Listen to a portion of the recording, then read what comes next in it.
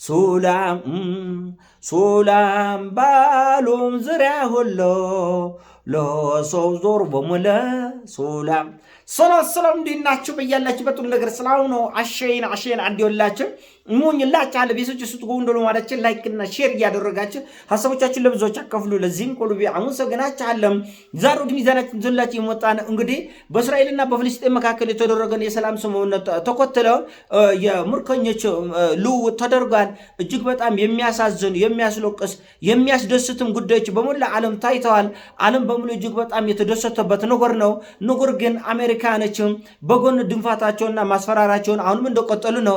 የሰላም ስምምነት ላይ ደርሰናል እየተባለ ምርኮኞች እየተለዋወጡ ይህ ሁሉ ሰላም አየር በዓለም ደረጃ እየነፈሰ፣ ነገር ግን የአሜሪካው ፕሬዚዳንት ዶናልድ ትራምፕ ምንድን ያሉት እኔ ያስቀመጥኩት የሰላም ስምምነት 20 ነጥቦችን ያለምንም ቅድመ ሁኔታ ሐማስ ካልተቀበለ በስተቀር ሙሉ በሙሉ ደመሰሳለሁ፣ ጋዛን ድጋሜ እንድንቆጣጠር ነው ማደርገው እያሉ እየደነፉ ነው ያሉት።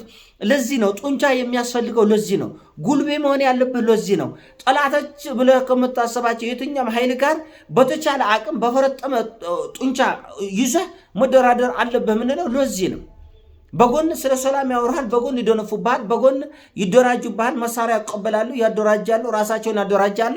አንተን ግን በሰላም ስም ያዶክመሃል፣ ያዞናግሃል። እንግዲህ ተመልከቱ፣ ሰሞኑን ዶናልድ ትራምፕ በእስራኤል ፓርላማ ተገኝቶ የተናገሩት ንግግር እጅግ በጣም ዓለምን ያስገረመ ነው። እኔ ለኔታንያሁ አለ የፈለግከውን መሳሪያ ውሰድ ብዬ ፈቅጄለት ነው። የፈለግከውን አንዳንዱ መሳሪያቸው እኔ ራሱ አላቆም ነው። ኔታንያሁ ከአሜሪካ ግምጃ ቤት ሲወስዱ የነበራቸው መሳሪያዎች አንዳንዳችን ስማቸውንም አላቃቸውም፣ እኔ መኖራቸውም አላቅም። ኔታንያሁ ግን መርጦ መራርጦ ሲወስዱ ነበር። ይህ ሁሉ መሳሪያ የሚወሰደ አንዲት ቀበሌ ከአሜሪካ መሳሪያ ይወሰዱ ነበር ጋዛን ለመዋጋት ከጀርመን፣ ከእንግሊዝ፣ ከጣሊያን፣ ከፈረንሳይ፣ ከሞላ ዓለም ከአሜሪካ ይህን የሚያክል ጉዞ መሳሪያ መጥተው ጦርነትን ማሻነፍ ግን አልተቻለም። ለምን? ብሬቭ ተዋጊዎች ስለነበሩ ነው። በጣም ልበ ሙሉ ተዋጊዎች ስለነበሩ ነው።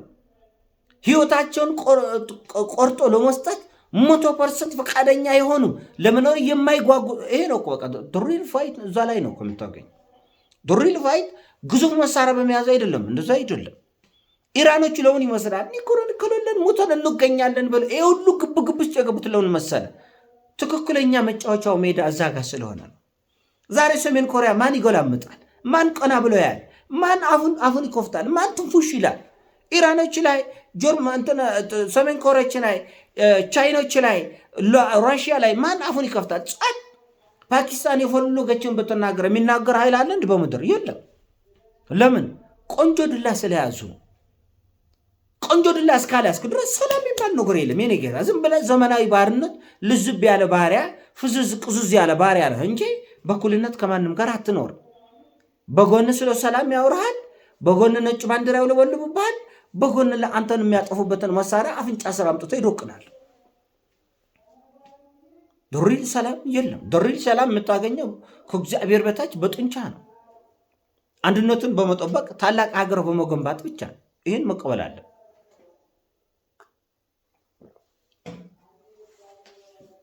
መቀበል አለ።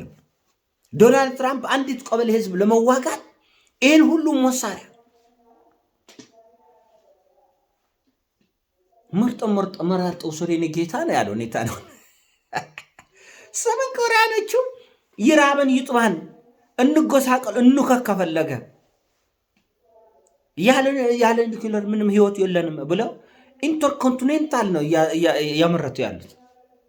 ለምን ይመስላል? እባብ ለባብ ይተያያል ከብረካብ ነው ጭዌው እባብ ለባብ ይተያያል ከብረካብ ነው። ሰሜን ኮሪያኖቹ የሚሰራትን ያውቃሉ፣ አሜሪካኖቹ የሚሰራትን ያውቃሉ። ራሽያኖቹ የሚሰራትን ያውቃሉ፣ አሜሪካኖቹ አውሮፓኖቹ የሚሰራትን ያውቃሉ። ቻይኖቹ የሚሄዱበትን መንገድ አሜሪካኖቹ ያውቃሉ፣ አሜሪካኖቹ የሚሄዱት ቻይና። እባብ ለባብ ይተያያል ከብረካብ ነው። አሁን ሐማስን ያችኑ መንገድ ነው የሚጠቀም። እባብ ለባብ ይተያያል ከብረካብ። መሳሪያ አይሰጥም። ይኸው በአንገቱ ቢላ ይገባል። በፍጹም ጦርነት ድጋሚ ተባብሶ ተቀጣጥሎ ይቆጥላል እንጂ ማንም ሐማስን ትጥቅ አያስፈታም። እሺ አይሉ አያምኑም፣ ማንንም አያምኑም ነው የምልህ ያለሁት። ግብጾችንም አያምኑም፣ ኢራኖችንም አያምኑም፣ ማንንም አያምኑም ነው የምልህ ያለሁት። ለምን?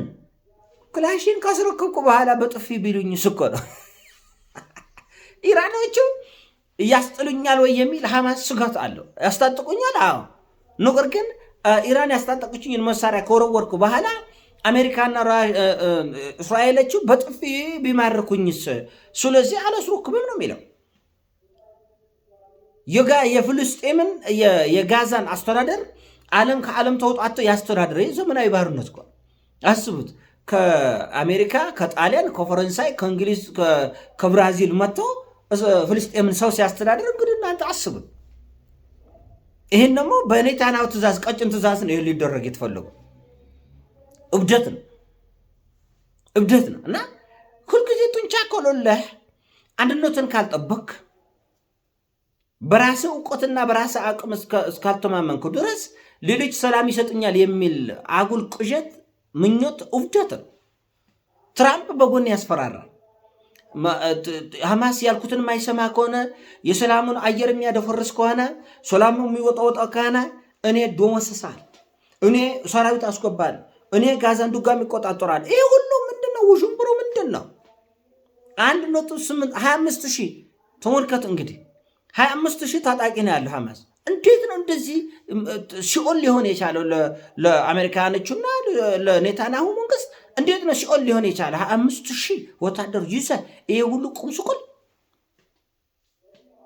ለማመን ይከብዳል። ስለዚህ በራስ አቁም ቁርጥ አርገ ቁጥር ለውጥ የለው።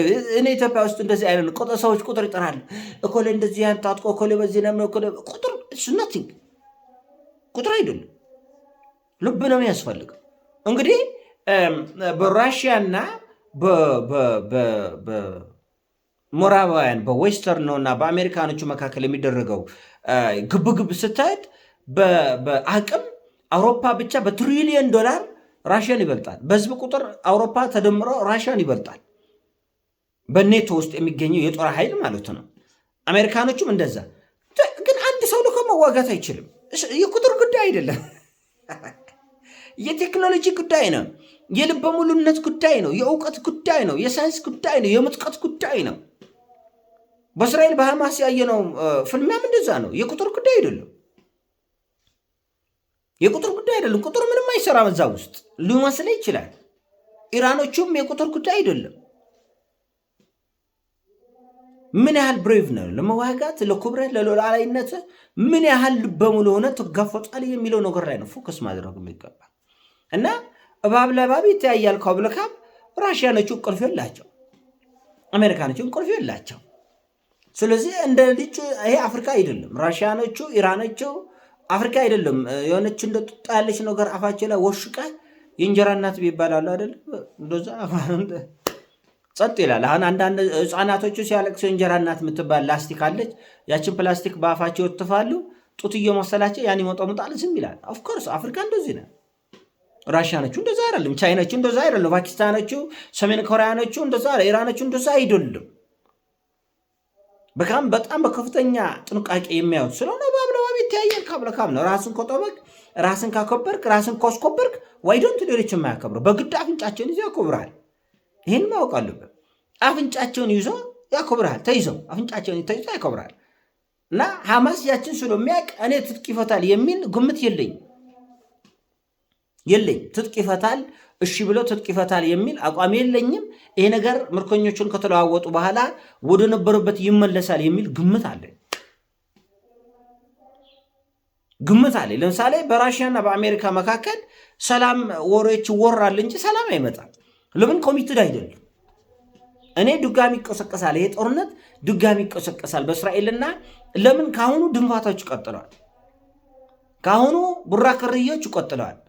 አሁኑ እዚህ ጋር የተፈራረሙበት ፊርማ ሳይደርቅ በጎን በማንኛውም ሰዓት የኔታንያሁን ጦር ወደ እስራኤልን ወደ ጋዛ እንዲገባ አድርጋለሁ እያለ ነው።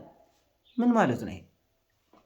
ምን ማለት ነው? እንግዲህ ምናልባት በዚህ ሁሉ ጦርና በዚህ ሁሉ ጋጋታ ሊያስለቅቃቸው ያላቻለውን ታጋቾች በዚች በብልጣብልጥ መንገድ ካስለቀቀ በኋላ ድጋሚ ይዋጋሉ ሊሆን ይችላል። ይሄ ደግሞ ተጨማሪ ጫና በሞላ ዓለም ይዞ ይመጣል። ይህን ጫና ሰላም ስለወደዱ አይደለም እነ ትራምፕ ያመጡት። ሰላም ወዳድ የሚባል የለም። የኔ ጌታ ዝም ብለህ ራስን አታመኝ፣ ጡንቻን አፈርጥ፣ ክብርን ጠብቅ፣ አንድነቱን ጠብቅ፣ አገርህን ሉዓላዊነቱን ጠብቅ፣ ታሸንፋለህ። ይሄን ያሳ ነው። አሳብ ሲሞቻችን ላይ ቀርግ ሼር አድርጉም። እወዳችኋለሁ። ፒስ